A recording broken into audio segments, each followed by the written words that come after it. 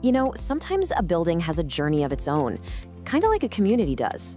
It might start with one destination in mind, but then new paths open up and they lead to something even better.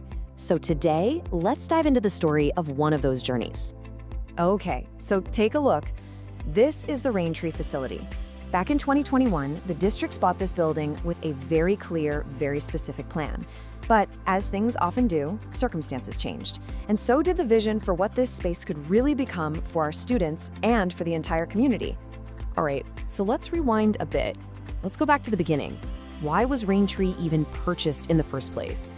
Well, it all started with identifying some really clear and, frankly, growing needs across the district.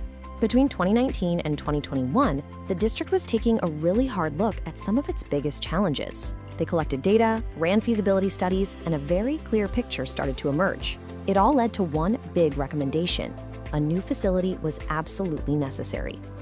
In that recommendation, it was all based on these four crucial needs. First, a new program for student behavior. Second, one central spot for the entire tech department. Third, a modern training facility. And finally, a hub for key services like student support and nutrition.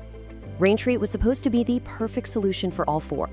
But here's where the story takes a little detour. As the district started moving forward with that plan, the world around them started to change. New challenges, and you know what? New opportunities started popping up, and that meant it was time to pivot.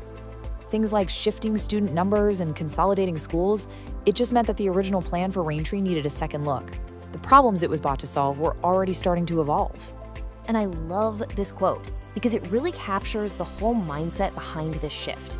This wasn't about a failed plan at all. No, it was about being responsive, being strategic.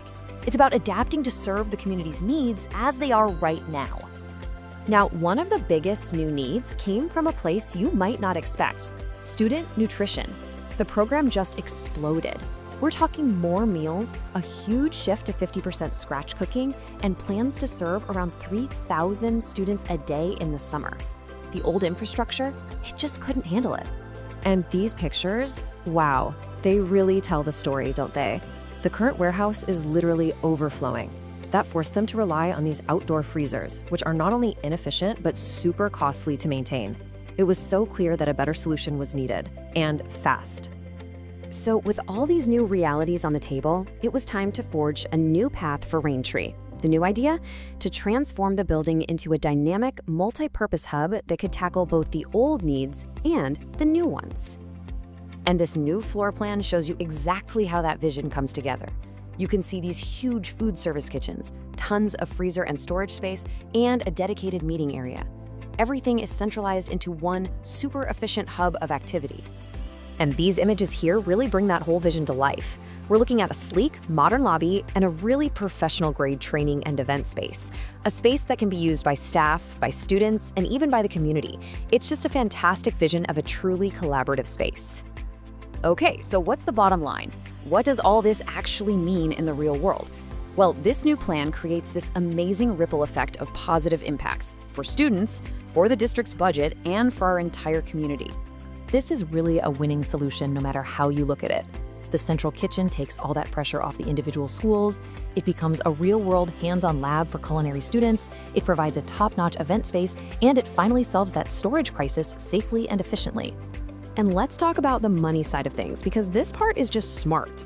By using the kitchen-ready space that's already at Raintree, the district is looking at saving up to $1.5 million. That's money they don't have to spend building a new kitchen from scratch. And on top of that, just by moving the freezers inside Raintree instead of building a whole new freezer facility, that saves another estimated $1 million. This is just a fiscally responsible plan that makes the most of what the district already has. So it all brings us back to this final thought.